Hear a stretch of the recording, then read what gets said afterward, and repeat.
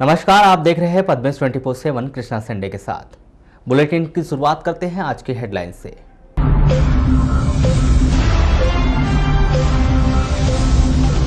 Higher secondary परीक्षा परिणाम में प्रियांशु नंदनवार प्रदेश की टॉप 10 सूची में शामिल।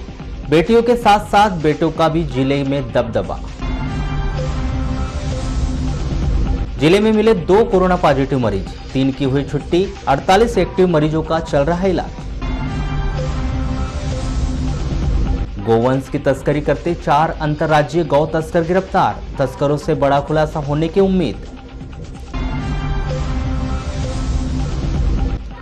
पर्चे फेंककर नक्सलियों ने दी शहीद सप्ताह मनाए जाने की जानकारी, पुलिस ने जारी किया अलर्ट। और जिले में सूखा चला गया सावन, किसानों की बड़ी चिंता, फसल हो रही प्रभावित।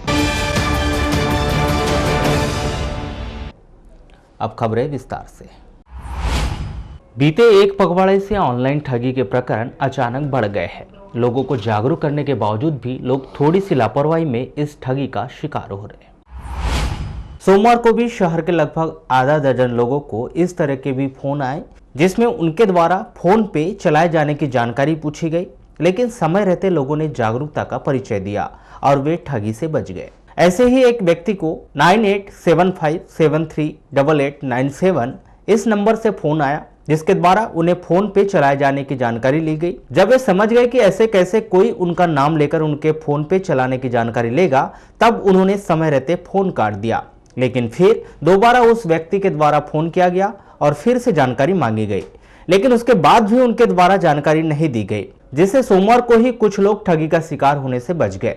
पद्मेश 24/7 आप दर्शकों से अपील करता है कि जब भी कोई ऐसी तरह का कॉल आए तो उससे बात ना करे, फोन को तुरंत काट दे, वरना आपकी छोटी सी लापरवाही आपको नुकसान पहुंचा सकती है। जिले के चांगुटोला थाना के अंतर्गत महकापाट गांव में एक नाबालिग बालक का फांसी के फंदे पर लटका हुआ शव मिला है। प्राप्त जानकारी के अनुसार 26 जुलाई की दोपहर 12 बजे से ही नाबालिग घर से गायब था। 27 जुलाई की सुबह 6 बजे गांव के रेलवे पुल लामता रोड के निकट एक पेड़ पर फांसी के फंदे पर लटका हुआ उसका शव मिला है। मौत का कारण अब तक अज्ञात है। पुलिस के द्वारा मामले की जांच शुरू कर दी गई है। जिले में 6 वर्ष बाद मानसून अपने तय समय पर पहुंच गया था, लेकिन सावन मास जैसे पूरा का पूरा महीना सूखा चला गया है। कागजों पर बारिश के आंकड़े बीते वर्ष की तुलना में बेहतर दिखाई देते हैं, लेकिन उस समय चिंता बढ़ जाती है जब बात आती है बीते वर्ष की तरह मानसून लेट आया था। मानसून की रुसवाई ने किसानों की चिंता बढ़ा दी है। मध्य प्रदेश शासन ने भी अल्प बारिश वाले जिलों की सूची जारी की, जिसमें बालाघाट अव्वल नंबर पर बना हुआ है। कागजी आंकड़ों पर ध्यान दे तो 6 वर्ष बाद मानसून तय समय पर आया था, लेकिन कहे कि कैसे आया और कैसे चला गया, जिले की जनता को पता ही नहीं चला। कभी कभार खंड बारिश ने एहसास कराया कि बारिश का मौसम है, लेकिन तब की दोपहरिया ने उसे भी सुखा दिया है। हालांकि जिले की जीवनदायिनी वैनगंगा में भरपूर पानी दिखाई दे रहा है। यह सब कुछ सिवनी जिले में हुई झमाझम बारिश का प्रतिफल है, वरना अल्प बारिश के आंकड़े अब डराने लगे हैं और खरीफ की फसल के लिए सूखे जैसे शब्द किसानों की जुबान पर आने लगे हैं। एक बार फिर मौसम विभाग ने एक अच्छी खबर जारी की है। कहा है कि अगस्त में अच्छी बारिश होगी, किसानों को उम्मीद लगी है। देखना अब यह है कि इस बार मौसम विभाग की जानकारी कितनी सटीक बैठती है। धीरे धीरे ही सही, लेकिन कोरोना वायरस संक्रमण अपने पैर पसारते जा रहा है। स्वास्थ्य विभाग से मिले आंकड़ों के अनुसार एक दिन में मरीज मिल रहे हैं। 20 मई को जिले के भीतर पहला मरीज मिला। 26 जुलाई तक के आंकड़ों के अनुसार 66 जिलों में 106 मरीज मिले हैं। जुलाई 15 के बाद अचानक संक्रमित मरीजों की संख्या में बढ़ोतरी आ गई और महज कुछ ही दिनों में 40 के करीब नए पॉजिटिव मरीज मिल गए। बात करें जिले के भीतर सबसे अधिक संक्रमित और कंटेनमेंट जोन एरिया की, तो उसमें वर्तमान समय में उस सूची में उकवा को रखा गया है। बीते 20 जुलाई से उकवा पूरी तरह लॉकडाउन कर दिया गया है। इसकी बड़ी वजह बेंगलुरु से लौटे एक बहन का बेटा पॉजिटिव मिलना है। स्वास्थ्य विभाग के द्वारा इनके सैंपल लिए जाने के बाद उन्हें घर जाने दिया गया था। संयुक्त परिवार में निवास करने वाले यह लोग अपने परिवार के संपर्क में आए। परिवार के लोग दूसरे के लोगों के संपर्क में आए, लेकिन इनके परिवार की रिपोर्ट नेगेटिव आ गई। इस बीच उकवा से लगे हुए छपरवाई गांव में एक वाहन चालक पॉजिटिव मिला। जिसके संपर्क में आने वाले 4 लोग रविवार को पॉजिटिव मिल गए। लगातार बढ़ रही मरीजों की संख्या के बीच स्वास्थ्य विभाग ने गायखुरी स्थित डेडिकेटेड कोविड सेंटर से अपना स्थान बदलकर बूढ़ी ITI स्थित स्वास्थ्य विभाग के पुराने भवन को डेडिकेटेड कोविड सेंटर बना दिया है। लेकिन जैसे ही भवन बदला, ऐसा लगता है कि मानो जिले में कोरोना का मीटर बदल गया। बढ़ती संख्या को देखते हुए शहर से 4 किलोमीटर दूर गोंगलई कृषि उपज मंडी के निकट स्थित नए नवेले आदिवासी विकास विभाग के छात्रावास और स्कूल को कोविड सेंटर बनाने की योजना शुरू कर दी गई। मुख्य चिकित्सा एवं स्वास्थ्य अधिकारी डॉक्टर मनोज पांडे बताते हैं कि स्वास्थ्य विभाग अपनी परिस्थितियों को देखते हुए अपनी तैयारियां कर रहा है, जिससे जिले वासियों को बेहतर स्वास्थ्य सुविधा मिल सके। हालांकि वे भी लगातार पलायन कर आने वाले बाहरी लोगों की संख्या और पॉजिटिव मरीजों की संख्या को देखते हुए थोड़े चिंतित दिखाई देते। लांजी तहसील के अंतर्गत आने वाले बहेला थाना के रिसेवाड़ा टिमकी टोला में रविवार की रात को पुलिस के द्वारा सर्च ऑपरेशन चलाकर छत्तीसगढ़ के रास्ते बालाघाट होते हुए महाराष्ट्र कत्ल खाने ले जा रहे 1 दर्जन मवेशियों के साथ 4 आरोपियों को गिरफ्तार करने में सफलता हासिल की है। अनुविभागीय अधिकारी पुलिस लांजी से मिल रही जानकारी के अनुसार सभी गौ तस्कर छत्तीसगढ़ से मवेशी लेकर बालाघाट के रास्ते महाराष्ट्र जा रहे थे, जिन्हें सूचना के आधार पर गिरफ्तार किया गया है। इस दौरान बड़ी जानकारी मिल रही है कि आरोपियों में एक व्यक्ति बीते 2-3 महीने से बालाघाट जिले में निवास कर रहा था, जो कि पन्ना जिले का रहने वाला है और वही बड़े स्तर का पशु तस्करी का काम करता है। तो टिमकी टोला गाँव में जो भी कुछ सड़क किनारे घर है, वहाँ पर जब हमने सर्चिंग की तो घरों में जो गाय और गोवंश के बछड़े थे, काफ़ी मात्रा में बहुत ही बेरहमी से उनको रखा गया था। रस्सी जो थी, रस्सी से उनके अगले पैर बंधे थे, उसी रस्सी को कंटिन्यू करके उनका मुंह बांधा गया था और ऐसा लग रहा था कि काफ़ी भूखे प्यासे हैं। मतलब अगर हम लोग नहीं पहुँचते तो हो सकता शाम तक वो मरणासन स्थिति में थे। तो वहाँ से कल हम लोगों ने 10 गोवंश जो है उसको बरामद किया, थाने ले गए, उनका मेडिकल कराया। उसके बाद उसको वाराणसी के पहले अपना जो करंजा साइड पड़ता है वहाँ एक गौशाला है, वहाँ उसको शिफ्ट कराया गया तो सुरक्षित है। जिन लोगों से जब्त किया गया था उसमें एक अली हुसैन है, वो मेन व्यक्ति है। अली हुसैन का फादर जो है अमीर हुसैन, वो फिलहाल घर से फरार है, हम लोग उसकी भी तलाश कर रहे हैं। अली का भाई है एक खान साहब और एक पन्ना का व्यक्ति है रफ़ीक करके, रफ़ीक जान मोहम्मद उसके फादर का नाम है। तो पन्ना वाला व्यक्ति भी जो है वो पिछले 5-6 माह से जो है टिमकी टोला में ठहरा हुआ है। गिरफ्तार किए गए आरोपियों में अली हुसैन, उसका छोटा भाई खान साहब, कुदरत खान जिला बालाघाट और रफीक निवासी जिला पन्ना के विरुद्ध मामला दर्ज कर सभी 4 आरोपियों को पुलिस रिमांड पर लिया गया है, इससे और अधिक जानकारी मिल सके। हम लोग इन 4 आरोपियों का PR लेंगे और PR के बाद फिर पूरा जो रूट है और किस किस से खरीदते हैं, किसको बेचते हैं, क्या इनका पूरा मोडस ऑपरेंडी है और इसमें कौन कौन लोग इन्वॉल्व हैं, इसकी पूरी गंभीरता से हम लोग जांच करेंगे। हम लोग लगातार इसमें लगे थे, जैसे ही सूचना मिली हम लोगों ने तत्काल मूव किया और आसपास घेराबंदी की। अदरवाइज थोड़ा सा अगर लेट होते हम लोग तो शायद ये लोग फिर जंगल का फायदा उठा के भाग जाते। इस पूरे ऑपरेशन में पुलिस को बाहरी तौर पर सहयोग करने वाले गौवंश रक्षकों ने पुलिस विभाग के इस बेहतर कार्य के लिए उन्हें बधाई दी और भविष्य में और अच्छे कार्य करने की बात कही। ये जो पूरा घटनाक्रम है और इस घटनाक्रम को हम गौ रक्षकों ने, साथ ही पूरा पुलिस महकमा और मेरे बालाघाट जिले के SP महोदय, मैं उनको बहुत बहुत धन्यवाद और साधुवाद देना चाहूँगा, जिन्होंने हमारी जानकारी के बाद में तत्परता दिखाते हुए तुरंत में लांजी SDOP को और आजू बाजू के जितने भी जो थाना प्रभारी हैं उनको, और जो ये जो घटनाक्रम जिस क्षेत्र में हुआ है वह थाना बहेला थाना पड़ता है, जहाँ पे श्री साहू जी प्रभारी हैं। इन सभी लोगों के प्रयास से हम लोग रात से मेहनत कर रहे थे और जिस प्रकार से बताया जा रहा था, जिस प्रकार से हमें सूचना मिली थी कि गौवंश बहुत बड़ी मात्रा में है, निश्चित तौर पे वह सूचना सही मतलब साबित हुई। और अभी आप देख रहे हैं हमारे पीछे में गौवंश हैं और गाय है, जिसे हम गौ माता, मतलब हमारी गौ माता को ये लोग कटनी में ले जाने का काम कर रहे थे। पुलिस प्रशासन अपना बहुत ही सजगता से काम किया है, बहुत कुछ आरोपियों को पकड़ा। नक्सलियों के द्वारा शहीद सप्ताह मनाए जाने के एक दिन पूर्व 27 जुलाई को लांजी तहसील के देवरबेली चौकी के अंतर्गत आने वाले कटंग नाला के पास 1 दर्जन से अधिक पर्चे फेंके गए। SDOP लांजी ने इस विषय पर जानकारी देते हुए बताया कि नक्सलियों के द्वारा अपनी उपस्थिति दर्ज कराए जाने के लिए इस तरह के पर्चे फेंके गए, जिसमें प्रति वर्ष के अनुसार इस वर्ष भी अपने साथियों की याद में 28 जुलाई से 3 अगस्त तक शहीद सप्ताह मनाए जाने की जानकारी दी गई। ये पर्चे जो है अपना लांजी से देवरबेली जो मार्ग है, इसमें नंदोरा और बकरा मुंडी के बीच का एक पोर्शन है, जहाँ कटंग नाला जो है वहाँ पर समय समय मिलेंगे। तो 15-20 की संख्या में पर्चे मिले। पर्चे मूलतः जो है नक्सली का जो 28 जुलाई से 3 अगस्त तक जो सप्ताह मनाया जाता है नक्सल सप्ताह, उसके संबंध में है। लेकिन इसमें बहुत ज़्यादा घबराने या डरने की आवश्यकता नहीं है। पुलिस अधीक्षक महोदय के निर्देशन में मार्गदर्शन में हम लोगों की टीम, फोर्स की टीम जो है लगातार जंगल में उन सारे ठिकानों पर दबिश दे रही है जहाँ पर नक्सलियों की संभावित उपस्थिति रहती है। तो लगातार टीम एक्टिव की है।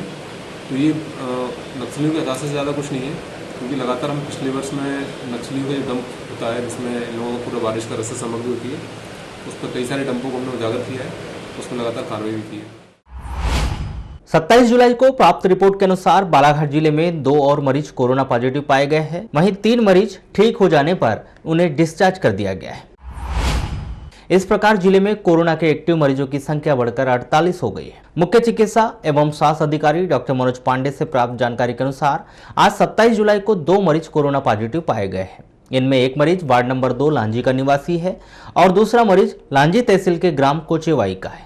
ये दोनों मरीज हैदराबाद से वापस आए हैं और इन्हें पाल डोंगरी के क्वारंटाइन सेंटर में रखा गया था। 27 जुलाई को कोरोना पॉजिटिव पाए गए दोनों मरीजों को उपचार के लिए ITI के पीछे बूढ़ी स्थित कोविड अस्पताल में भर्ती किया गया है। डॉक्टर पांडे ने बताया कि शासन के प्रोटोकॉल के अनुसार 3 मरीजों के ठीक हो जाने पर उन्हें आज 27 जुलाई को डिस्चार्ज कर दिया गया है। इस प्रकार बालाघाट जिले में अब तक कुल 108 मरीज कोरोना पॉजिटिव पाए गए।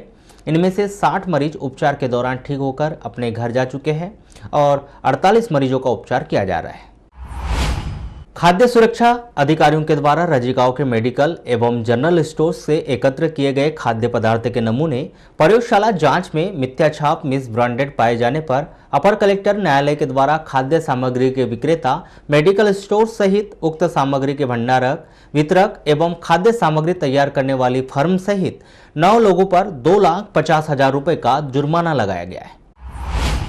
जुर्माने की राशि 30 दिनों के भीतर चालान से शासन के पक्ष में जमा करने के लिए कहा गया है, अन्यथा यह राशि भू राजस्व के बकाया की तरह वसूल कर ली जाएगी। खाद्य सुरक्षा अधिकारियों के द्वारा 20 नवंबर 2017 को लक्ष्मी मेडिकल एवं जनरल स्टोर्स रजेगांव का आकस्मिक निरीक्षण किया गया था। सिरप के पैक पर फलों का फोटो देखकर इसे लेने वालों को इसमें फलों का रस होने का भ्रम होता है, जिसके कारण दोनों सिरप के नमूने मिथ्याछाप मिस ब्रांडेड घोषित किए गए। कोतवाली क्षेत्र में आने वाले ग्राम पाथरवाड़ा में एक वृद्धा मोटरसाइकिल की ठोकर से घायल हो गई। घायल वृद्धा शांतिबाई पति हरिश्चंद्र मावनकर 80 वर्ष को जिला अस्पताल में भर्ती किया गया है। प्राप्त जानकारी के अनुसार शांतिबाई के 2 बेटे हैं और सभी लोग खेती किसानी करते हैं। 27 जुलाई को 2 बजे शांतिबाई अपने वृद्धावस्था पेंशन का पैसा चेक करवाने के लिए ऑनलाइन वाले के यहाँ जा रही थी, तभी जागपुर रोड से जाते समय जागपुर की तरफ से आ रही मोटरसाइकिल ने शांतिबाई को ठोस मार दी। मोटरसाइकिल की ठोकर से शांतिबाई गंभीर रूप से घायल हो गई और वहीं बेहोश हो गई, जिसे परिजनों ने जिला अस्पताल लाकर भर्ती किया है, जिसकी हालत गंभीर बताई जा रही है। लालबरा के शासकीय उत्कृष्ट उच्चतर माध्यमिक विद्यालय के सभाकक्ष में 27 जुलाई को दोपहर 12 बजे से मिशन 1000 के अंतर्गत जिले में संचालित 28 स्कूलों के बोर्ड परीक्षा कक्षा 10वीं के परिणामों को लेकर अधिकारियों व स्कूल प्राचार्यों की समीक्षा बैठक आयोजित की गई। यह बैठक लोक शिक्षण संचालनालय जबलपुर संयुक्त संचालक राजेश तिवारी की प्रमुख उपस्थिति में संपन्न हुई। बैठक के दौरान समीक्षा करते हुए संयुक्त संचालक राजेश तिवारी के द्वारा स्कूलवार समस्त प्राचार्यों से बोर्ड परीक्षा 10वीं के परिणामों की जानकारी ली गई तथा रिजल्ट में बढ़ोतरी होने के संबंध में क्या कारण थे, शिक्षकों के द्वारा विद्यार्थियों को किस तरह से मार्गदर्शित किया गया सहित तमाम जानकारियां हासिल कर आगामी सत्र में और भी बेहतर परिणाम लाने तथा अन्य आदेशों के संबंध में आवश्यक दिशा निर्देश दिए गए। तो समीक्षा बैठक थी हमारी यहाँ पे, जो हमारे मिशन 1000 के 28 स्कूल्स थे उनकी रिजल्ट पे हम लोग चर्चा कर रहे थे। मिशन 1000 के देखिए हमारा जो बालाघाट का रिज़ल्ट है वो करीब 8.5-9% बढ़ा। तो उसके बढ़ने के पीछे हमारे टीचर्स ने कितनी मेहनत की, और अगर इक्के दुक्के स्कूलों में रिज़ल्ट कम तो खैर किसी में भी नहीं हुआ, पर बाकी सब में बढ़ा, उनमें नहीं बढ़ा, तो उस पर क्या कारण थे, टीचर्स की कमी थी या बच्चे कम आते थे, सब चीज़ों की बात हुई। तो निर्देश ये दिए गए कि जो हमारी सफलता है उसका श्रेय लेके उनको गफलत में नहीं रहना है। अभी हमारा 9% रिज़ल्ट बढ़ गया तो इससे उत्साहित तो होना है, लेकिन ये नहीं सोचना है कि अब तो हम बहुत आगे निकल गए तो आगे कुछ नहीं करें। तो लोगों को ये समझाइश दी गई कि आप ये सारी चीज़ों को दिमाग में रखें कि आखिर किन किन मुद्दों पे हमने बहुत काम किया, उसकी वजह से ये सफलता मिली और इस सफलता को और आगे कैसे बढ़ाया जाए। भरवेली थाना के अंतर्गत ग्राम खुटिया में खेत के कुएं से एक युवक की लाश बरामद की गई। मृतक युवक संदेश पिता योगराज बिसेन 18 वर्ष खुटिया निवासी की मौत कैसे हुई यह स्पष्ट नहीं हो पाया, किंतु कुएं में जहरीले गैस रिसाव से संदेश की मौत होने की संभावना व्यक्त की गई। प्राप्त जानकारी के अनुसार 26 जुलाई को 2 बजे संदेश बिसेन अपने खेत में लगी फसल में पानी देखने गया था, किंतु संदेश काफी देर तक घर वापस नहीं आया। तब परिजन संदेश बिसेन को ढूंढने के लिए खेत की तरफ निकले। शाम 5 बजे ग्राम खुटिया के अरविंद चौधरी के खेत के कुएं में संदेश बिसेन की लाश देखी गई। माध्यमिक शिक्षा मंडल भोपाल के द्वारा कक्षा 12वीं की बोर्ड परीक्षाओं के नतीजे घोषित कर दिए गए। पिछले वर्ष की तुलना में इस वर्ष परीक्षा परिणाम के प्रतिशत में इजाफा हुआ है। जिले में शासकीय स्कूलों का परीक्षा परिणाम जहां 78% रहा, वहीं प्राइवेट स्कूलों का परीक्षा परिणाम 74.37% रहा। वहीं प्रदेश की मेरिट सूची में किरणापुर के शासकीय उत्कृष्ट विद्यालय के छात्र प्रियांशु नंदनमार ने स्थान बनाते हुए जिले को गौरवान्वित किया है। सर मैथ से सब्जेक्ट था हमारा। सर ट्यूशन सर लोगों के साथ बातचीत के साथ कैसे पढ़ाया उनने, माँ बाप का क्या योगदान रहा सब। आपके पापा और मम्मी ने आपको पढ़ाई में कहाँ तक सहयोग किया, क्या किया? सर इनके सहयोग की तो कोई बात ही नहीं है ना, सुबह से बस बेटा पढ़ बस यही कहानी थी। सर फिर उसके बाद ट्यूशन चले आते थे, उसके बाद फिर ट्यूशन टीचरों का साथ रहा, उसके बाद फिर स्कूल के समस्त टीचरों ने साथ दिया। हर विषय में पकड़ मेरी अच्छी कराई, बस यही। अपने एग्ज़ाम को किस तरह फेस किया? एग्ज़ाम के लिए तो बहुत मेहनत किया था सर मैंने। रात के 1-1 बजे तक पढ़ता था, सुबह 4-4 बजे उठता था। रोज़ नहीं पढ़ता था, और जिस दिन यानी पेपर रहा 1-2 दिन ऐसा करना ही पड़ता था। आगे क्या करने के सपने हैं आपके? सर आगे तो IAS ऑफिसर ही बनना है। IAS officer. गणित समूह से छात्र ने मेरिट सूची में 10वां स्थान प्राप्त किया है। वहीं जिले की मेरिट सूची की बात करें तो मानविकी समूह में career higher secondary school Waraseoni के छात्र निहाल बोरकर और शासकीय कन्या हायर सेकेंडरी स्कूल लांजी की छात्रा शशिकला ने प्रथम स्थान बनाया है। वहीं आदित्य दुधाले 445 अंक प्राप्त कर द्वितीय स्थान प्राप्त किया है। विज्ञान समूह में शासकीय टिहलीबाई हायर सेकेंडरी स्कूल वारासिवनी के छात्र चित्रांश चौरसिया ने 477 अंक प्राप्त कर प्रथम स्थान प्राप्त किया। वहीं द्वितीय स्थान पर सतीश मेश्राम, शिव किरण सौलाखे, मोहिनी ठाकरे रही। वहीं तृतीय स्थान शासकीय हायर सेकेंडरी स्कूल सालेबर्डी के छात्र रोहित कुमार चौधरी ने हासिल किया। कॉमर्स ग्रुप में 458 अंकों के साथ एक्सीलेंस स्कूल बालाघाट की छात्रा काजल गंगभोज ने प्रथम स्थान बनाया। वहीं द्वितीय स्थान पर आशी मॉडल और राशि छात्रा रही। वहीं कृषि संकाय में 468 अंकों के साथ निशांत पटले ने प्रथम स्थान प्राप्त किया। वहीं फाइन आर्ट्स समूह से शासकीय कन्या हायर सेकेंडरी स्कूल बिरसा की छात्रा रवीना धुर्वे ने प्रथम स्थान प्राप्त किया है। अपनी मेहनत के बलबूते कक्षा 12वीं के जिले की मेरिट सूची में प्रथम स्थान प्राप्त करने वाली छात्रा काजल गंगभोज ने कहा कि वह इस उपलब्धि का श्रेय अपने परिवार और शिक्षकों को देना चाहती है और छात्रा ने अकाउंटेंट बनने की इच्छा जताई। वहीं उनके परिजन ने भी छात्रा की इस उपलब्धि पर हर्ष व्यक्त किया। वहीं गरीब परिवार में रहते हुए भी अपने परिवार और जिले का नाम रोशन करने वाली आदित्य दुधाले ने कहा कि उसके परिवार ने विषम परिस्थितियों में भी उसका साथ दिया, जिसके चलते आज उसने यह उपलब्धि हासिल की है। आपको बताएं कि आदित्य के पिता सैलून की दुकान चलाकर अपने परिवार की जीविका चलाते हैं। वहीं छात्रा की इस उपलब्धि पर उनकी मां महेश्वरी दुधाले के आंसू छलक पड़े। उनके पिता ने भी छात्रा की इस कामयाबी पर हर्ष जताया है। सर हमने सुबह उठ के जल्दी से अपने 3 से 4 बजे के फिलहाल पढ़ाई किए थे, फिर शाम को अपने काम होने के बाद पढ़ाई किए थे। सर हम जैसे गरीब है तो हम चाहते हैं कि हम अपनी पढ़ाई आगे करके जो छोटे छोटे बच्चे हैं उनको भी थोड़ा अच्छे से प्रोत्साहन करेंगे। क्या करते हैं आपके पापा? हमारे पापा उनकी शेविंग की दुकान एक छोटी सी, अच्छा, वो करते हैं काम। तो जैसे पढ़ाई के लिए जो खर्च होता था उसके लिए कैसा क्या करते थे आप? सर वो तो करना ही पड़ता है, हमने वैसे ही किए, मैनेज करके अपना काम किया।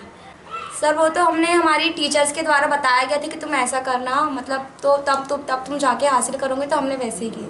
कितने घंटे पढ़ते थे आप? सर हम कम से कम 7-8 घंटे पढ़ते थे। सुबह हम 4 घंटे पढ़ते थे और फिर बाकी शाम को काम वाम होने के बाद 3-4 घंटे। नहीं, मैंने तो ऐसा सोचा नहीं था, मगर हमने बहुत वो करे, समझ लो संघर्ष, जब इतना आगे बढ़ी हमारी बेटी। अच्छा, जैसे अभी आप गरीब परिस्थिति से गुजर रहे हैं, परिवार का पालन पोषण करने में भी काफ़ी दिक्कत जाती है। हाँ जी। तो किस तरीके से आपने बच्चे को प्रेरणा दी, किस तरीके से उसकी तैयारी करवाई, क्या रहा आपका उद्देश्य? प्रेरणा अब क्या है, हमारे यहाँ अम्मा सुबह उठा देते थे बच्चों को, और क्या है वो खुद ही अम्मा। अब तो हम सुबह मैं 5 बजे सर काम मालिश में निकल जाता हूँ। कहाँ तक पढ़े हैं आप? मैं ज़्यादा पढ़ा नहीं हूँ, 5वीं 6वीं तक के पढ़ा हूँ इसमें। तो क्या बनाना चाहते हैं आप? अब उनकी इच्छा है कि हम कलेक्टर बनना चाहूँगी बोलती है लड़की। अब देखो अब मेरी लड़की गरीब फीस से पढ़ाई करवा रही हूँ मैं उसको। मेरे को अच्छा लग रहा है कि मेरी लड़की अच्छी से पास हो गई। नहीं, ये तो काफ़ी खुशी की बात है, आप लोगों ने इतना संघर्ष किया है और आज यहाँ पर इस पोजीशन पे आपकी बेटी बैठी है। तो किस प्रकार की दिक्कतें आपने सहा है और बच्चों को पढ़ाई? दिक्कत तो बहुत सारी है, हम लोग अपने प्राइवेट में नहीं पढ़ा सके, सरकारी में पढ़ा। अच्छा, टीचरों का क्या सहयोग रहता था? उनका भी बहुत सहयोग रहा टीचर लोगों का। तो बच्ची क्या खेल कूद में भी और सभी नहीं खेलती तो बहुत कम है, वो घर का काम करती है। वहीं विज्ञान समूह में 471 अंक लाकर दूसरा स्थान प्राप्त करने वाली छात्रा मोहिनी ठाकरे ने कहा कि उनका केवल पढ़ाई ही एकमात्र लक्ष्य था, जिसके चलते उन्हें यह सफलता हासिल हुई है। उनकी माता ने भी छात्रा की इस उपलब्धि पर खुशी जाहिर की। अच्छा, किस प्रकार की तैयारी की थी? हमारे सर लोग ने कराए थे और मैंने सेल्फ स्टडी की थी और कोचिंग्स थी स्कूल में वही, और सर लोगों को बहुत हाथ रहा है इसमें। अच्छा, सर लोग ने बहुत अच्छी तैयारी कराई। जो हार्ड सब्जेक्ट थे उनके लिए किस प्रकार से आपने प्रिपेयर है? नहीं, हार्ड तो कोई नहीं लगा। नहीं। कितने घंटे पढ़ते थे? मैंने घंटे कभी देखी नहीं कि कितने घंटे पढ़े, सिर्फ पढ़ी हूँ। अच्छा, यानी कोई रूटीन टाइम रहता है? नहीं, सुबह पढ़ती थी और रात में मैं ज़्यादा नहीं पढ़ी थी। जैसे 1-2 बजे कोई लोग पढ़ते हैं, वैसा नहीं, मैं 11 बजे सो जाती थी। अच्छा, इसके अलावा और कोई एक्टिविटीज़ जिसमें आप? नहीं, मैंने सिर्फ पढ़ाई था। पढ़ाई के अलावा और कोई हॉबी आपकी? हाँ, मुझे डॉक्टर बनना है। डॉक्टर बनना है। वो तैयारी करती थी अपने से, मैं उसको बोलती थी बेटा पढ़ाई कर, बस तू काम बिल्कुल मत करे, बस पढ़ाई कर, मैं तेरे को खाना पीना सब दूंगी, बस पढ़ाई कर। बस स्कूल से आती थी उसके लिए बिल्कुल तैयार रखती थी मैं, खाना पीना जो भी, ठंडी का मौसम रहता था तो बिल्कुल गर्म पानी दिया करती थी, चाहे उसकी तबीयत ख़राब ना हो, पेपर अच्छे से दे, अच्छे से करे, अच्छे से। पहले रूटीन क्या रहता था बच्ची का? पहले रूटीन रहता था, सुबह उठती थी, हाथ मुँह धोती थी, उसके बाद में पढ़ाई करने बैठ जाती थी। इसके बाद क्या सपोर्ट रहा है इनके पापा का? और इनके पापा का भी बहुत सपोर्ट रहा है, पढ़ने के लिए बोला करते थे हर समय, बेटा पढ़ाई कर, तू कर सकती है। विज्ञान समूह के ही छात्र शिव किरण ने डॉक्टर बनने की इच्छा जाहिर की। वहीं छात्र भावेश ने 468 अंक लाकर जिले का नाम गौरवान्वित किया है। मैं डॉक्टर बनना चाहता हूँ। अच्छा, इस उपलब्धि का श्रेय किसको देना चाहेंगे आप? मैं अपने टीचरों को जिनने मार्गदर्शन दिए और मेरे भैया, उन्होंने बताया मुझे पढ़ना। ये मॉडिफाइड। अच्छा, कोचिंग भी जाते थे आप? हाँ, कोचिंग जाता था। कितने घंटे पढ़ते थे? मैं 4-5 घंटे तो पढ़ता था दिन में। और इसके अलावा खेल गतिविधि या किसी में आपका इंटरेस्ट है? मेरा इंटरेस्ट नहीं है, सिर्फ पढ़ाई में इंटरेस्ट। हमने 12वीं बोर्ड में 93.2% बनाए। किस प्रकार की तैयारी की थी इसके लिए आपने? इसके लिए हमने ज़्यादा कुछ नहीं किया था, मतलब कि रोज़ 6 से 8 घंटे पढ़ाई करते थे और इसके अतिरिक्त खेल भी खेला करते थे मन बहलाने के लिए। अच्छा, तो आपको लग रहा था कि आपका इतना बनेगा या इससे ज़्यादा की उम्मीद थी? हाँ, इससे ज़्यादा की उम्मीद थी, लेकिन नहीं बन पाया।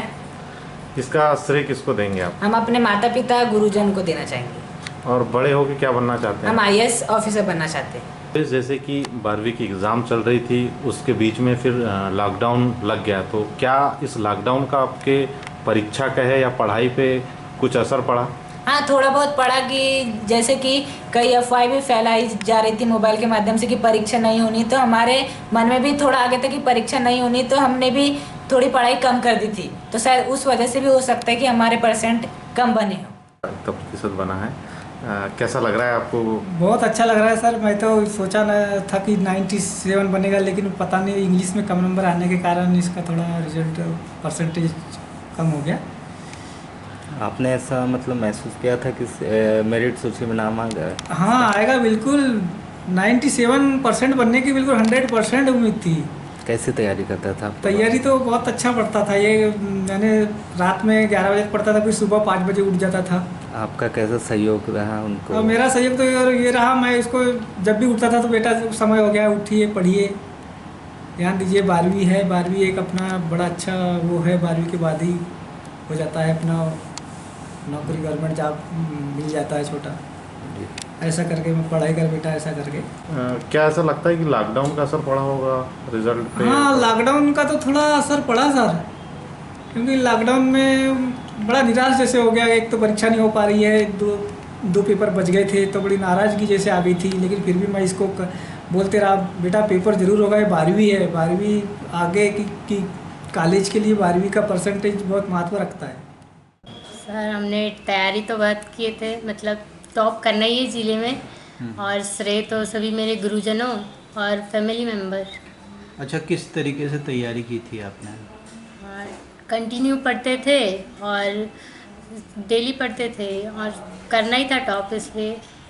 अच्छा, जैसे कि आप ग्रामीण क्षेत्र से हैं, आपके पिताजी फार्मर हैं, किसान हैं, तो क्या लगता है कि किस तरीके से सपोर्ट कर पाए वो आपको? वो कुछ कमी नहीं किए पढ़ाई लिखाई में, हमेशा समय समय पे गाइडेंस देते थे और ध्यान देते रहते थे कि क्या करना है, पढ़ना है। अच्छा, आपकी मम्मी का क्या सहयोग रहता था? मम्मी भी गाइडेंस देती थी और मम्मी भी ध्यान देती थी पढ़ाई लिखाई में। कितने घंटे पढ़ते थे आप? ज़्यादा नहीं पढ़ते थे, 4-5 घंटे पर डेली पढ़ते थे। क्या बनने की इच्छा है आपकी? अकाउंटेंट। अकाउंटेंट बनना चाहते हैं। आपका सब्जेक्ट कॉमर्स से? हाँ। उम्मीद तो रखा था सर जी बस यही करेगी कह के, क्योंकि जब मैं वो कोचिंग से पेपर दे के आती थी तो पूछता था क्या हुआ बेटा, कैसा हुआ कह के, तो बताती थी, एकदम एक्यूरेट बताती थी, तो उसी हिसाब से उम्मीद लगा के बैठा था सर कि ऐसे बना लेगी कह के। हमारे स्कूल की छात्रा मिस मोहिनी ठाकरे ने 94.2% अंक लाकर इंग्लिश मीडियम में प्रथम स्थान प्राप्त किया है तथा जिले में द्वितीय स्थान प्राप्त किया है। पूरे स्कूल स्टाफ की तरफ से, प्रिंसिपल की तरफ से छात्रा को और उनके परिवारजनों को हम बधाई प्रेषित करते हैं। वहीं दूरभाष पर चर्चा के दौरान जिला शिक्षा अधिकारी के द्वारा सभी छात्रों को बधाइयां देते हुए उनके उज्जवल भविष्य की कामना की गई। हायर सेकेंडरी स्कूल सर्टिफिकेट परीक्षा 2020 का परिणाम 27 जुलाई को ऑनलाइन दोपहर 3 बजे board of secondary education Madhya Pradesh Bhopal के द्वारा घोषित किया गया, जिसमें जिला स्तर पर मेरिट की सूची में 5 ग्रुप में से 4 ग्रुप में वाराणसी नगर के विद्यालयों के छात्र छात्राओं ने प्रथम द्वितीय स्थान प्राप्त किया, जिसमें ह्यूमैनिटीज ग्रुप में 8 विषय के छात्र निहाल पिता हेमराज बोरकर ने कैरियर हायर सेकेंडरी स्कूल से 454 अंक अर्जित कर जिले में टॉप किया है। इसी प्रकार विज्ञान ग्रुप में गणित विषय के छात्र चित्रांश पिता शंकरलाल चौरसिया ने शासकीय टिहलीबाई उत्कृष्ट हायर सेकेंडरी स्कूल से 477 अंक अर्जित कर जिले में टॉप किया है। एग्रीकल्चर ग्रुप में एग्रीकल्चर विषय में निशांत पिता राजेंद्र पटले ने शासकीय टिहलीबाई उत्कृष्ट उच्चतर माध्यमिक विद्यालय से 468 अंक अर्जित कर जिले में टॉप किया है। वहीं कॉमर्स ग्रुप में भी कॉमर्स की छात्रा आशी पिता आलोक मॉडल ने saint Vidyasagar convent higher secondary school से 451 अंक अर्जित कर जिले में द्वितीय स्थान प्राप्त किया। इस प्रकार जिले में वाराणसी का नाम 4 छात्र छात्राओं के द्वारा अच्छे अंक अर्जित कर नगर और माता पिता गुरुजनों का नाम जिले में रोशन किया है। जितनी एक्सपेक्टेशन थी उतना ही आया है, तो ठीक है, मैं खुश हूँ।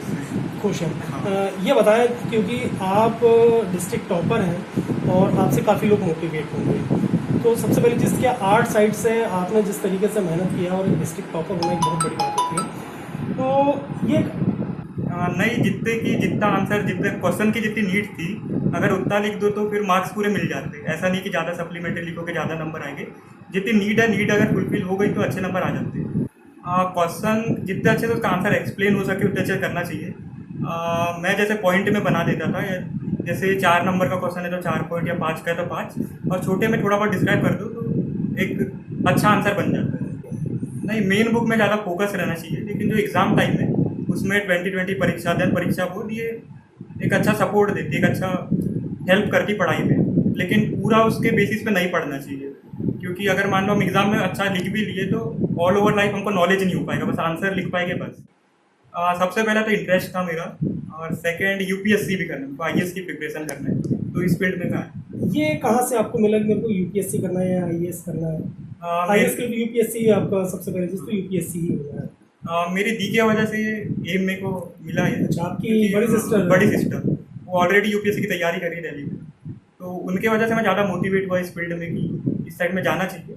और इंटरव्यू वगैरह भी देखा मैंने यूट्यूब में यूपीएससी के इस फील्ड के आर्ट स्ट्रीम के, तो वो ज़्यादा अट्रैक्टिव लगा। अब आपकी फर्दर स्टडी जो है वो UPSC की तरफ फोकस है? हाँ, यूपीएससी। और कौन से स्कूल से पढ़ रहे थे आप? जी तुलीबाई शासकीय उत्कृष्ट विद्यालय से। उत्कृष्ट विद्यालय से पढ़ रहे थे। पापा क्या करते हैं? जी पापा मजदूरी करते हैं। ये जिस दुकान में आप खुशी की खबर लेकर आए हो उसी दुकान में है? जी बिल्कुल। अच्छा, और मम्मी? जी मम्मी गृहिणी है, घर में रहती। ये बताएं, जिस तरीके का रिजल्ट आया उससे संतुष्ट हैं आप? जी संतुष्ट तो है, लेकिन उससे ज़्यादा अपेक्षाएं थी, लेकिन अभी फिलहाल संतुष्ट है। वजह क्या है जो थोड़ी सी निराशा जो है रिजल्ट को लेकर? इसकी मेरिट लिस्ट में नाम ना आ पाना। कितने अंक से चूके हैं आप अभी? 3 अंकों से चूके हैं। 3 अंकों से चूके हैं प्रदेश की मेरिट लिस्ट में, टॉप 10 में। जिस तरीके से आप बायो से आपने लीड किया है, मैथ से, बायो मैथ से है ना, मैथ साइंस से, तो इसकी प्रिपरेशंस कैसी की थी आपने? साल भर पूरी फोकसिंग रखना पड़ता है अपने सब्जेक्ट्स के ऊपर, और इसके साथ में 5-6 घंटे की, लगभग 4 से 5 घंटे की सेल्फ स्टडी भी ज़रूरी है। इसके साथ साथ स्कूल की क्लासेस और नोट्स बनाना इत्यादि सब शामिल है। के बेटे से? हाँ जी, हर साल लाता है, 95 के ऊपर ही लाता है। 95 के ऊपर लाता है। अब जिस तरीके की आगामी स्टडी होना है उसकी, जिस तरीके से वो SSC की तैयारी कर रहा है, उसमें किस तरीके से आप उसका भविष्य देखते हैं और क्या मदद कर रहे हैं? अब ये तो अनवर सराय के ऊपर है जी पूरा, क्योंकि 8वीं से हमने उन्हीं के हवाले कर दिए। उन्हीं के हवाले कर दिए थे। अब पारिवारिक स्थिति हम तो गरीब आदमी है, इतना यानी पढ़ाई में पैसा नहीं लगा सकते, इसलिए अनवर सर को कर दिया था। उनका पूरा मार्गदर्शन रहा, उनका पूरा मार्गदर्शन, और उसका रिजल्ट भी आपके बेटे ने दिया है। अच्छा, ये बताएं कौन से स्कूल से आप और कौन से सब्जेक्ट में थी आप? मैं सेंट विद्यासागर स्कूल से कर रही हूँ और मेरा कॉमर्स सब्जेक्ट था। कॉमर्स सब्जेक्ट था। कॉमर्स काफ़ी टिपिकल और हार्ड सब्जेक्ट जाता है। हाँ। या आमतौर पर ये भ्रांति है लोगों को। किस तरीके से आपका ये प्रिपरेशंस रहा है कॉमर्स को लेकर? मैंने रोज़ जब से 12th स्टार्ट हुई मैक्सिमम 5 आवर्स तो पढ़ी, और जैसे जैसे पेपर स्टार्ट होते गए और धीरे धीरे अपना टाइम बढ़ाते गई, और टीचर्स का बहुत अच्छा बैकग्राउंड है वहाँ, और बहुत उन लोगों ने मोटिवेट किया, और मेरे घर वालों ने भी मेरे को बहुत मोटिवेट किया, और Imran sir, Jawahar sir, Arshad sir, सब ने मेरे को बहुत मोटिवेट किया। स्कूल बहुत अच्छा है। ये बताएं आपका गोल क्या है अब आगामी? मैं BBA करना चाहती हूँ और फिर MBA से जॉब करना चाहती हूँ। अच्छा, ये बताएं आप, जो रिज़ल्ट आपका आया है क्या परसेंट बना है आपका? मेरा 93.8। क्या अपेक्षाएं थी आपको अपने रिजल्ट से? अच्छे, इससे अधिक थी बट कम है। वजह क्या मानते हैं आप? वजह आना जाना, अप डाउन की वजह से प्रॉब्लम होता है। और कोरोना के बाद में, कोरोना काल में कुछ बाद में भी एग्जाम्स हुए हैं क्या आपके? हाँ सर, हुए हैं 2 एग्जाम, दो पेपर हुए हैं, उससे भी कोई फ़र्क पड़ा है? अच्छा बताएं, ये आपका गोल कैसा है आगामी जो फर्दर स्टडी आपकी आगामी? सर हम जवाहरलाल नेहरू कृषि विश्वविद्यालय से BSc एग्रीकल्चर करना चाहते हैं। क्या बनना चाहते हैं? साइंटिस्ट बनना चाहते हैं। अच्छा, एग्रीकल्चर में साइंटिस्ट बनना चाहते हैं। क्या वजह है कि एग्रीकल्चर में आप साइंटिस्ट बनना चाहते हैं? देश की उन्नति, आर्थिक उन्नति जो है वो कृषि से ही संभव है। यस सर, क्योंकि आजकल कृषि के प्राय लोगों की रुझान कम होता चला जा रहा है। आपका जो फैकल्टी, आपकी जो फैमिली बैकग्राउंड है, वो भी क्या कृषि से है? जी सर, कृषि से है। आपकी खुद की ज़मीन है? जी सर। विद्यालय का रिजल्ट नंबर 1 पे आया हुआ है हमारे शिक्षक साथियों ने, और हमारे बच्चों ने अच्छा प्रयास किया है, और उससे हमारा रिजल्ट जो है नंबर 1 की स्थिति में प्राप्त हुआ है। कौन कौन सी फैकल्टी में जो है? हमारा जो है कृषि विज्ञान संकाय में जो हमारा रिजल्ट है जबलपुर संभाग में प्रथम स्थान पर है, और जीव विज्ञान और गणित संकाय में हमारा जो छात्र है वो जिले में प्रथम स्थान प्राप्त किया हुआ है। आज जस्ट अभी आधा पौन घंटा पहले वो बैठे थे, रिजल्ट जैसे हमने देखा तो जिले की जो मेरिट लिस्ट है उसमें हमारे विद्यालय का छात्र निहाल बोरकर ने 90.8% अंक प्राप्त कर जिले में प्रथम स्थान प्राप्त किया है। ये कौन सी संकाय से? ये 8 संकाय से। 8 संकाय से? कला संकाय का विद्यार्थी था निहाल बोरकर। और अपने स्कूल का क्या रिजल्ट रहा? स्कूल का रिजल्ट हमारे यहाँ से अभी विगत 8-10 वर्षों बाद सबसे अच्छा रिजल्ट हमारे यहाँ का रहा है। 96.2% रिजल्ट हमारे career higher secondary school Varanasi का रहा है। तो पद्मेश 24/7 में बस इतना ही। कुछ और नए समाचारों के साथ आपसे फिर से मुलाकात होगी। तब तक के लिए दीजिए इजाजत। नमस्कार।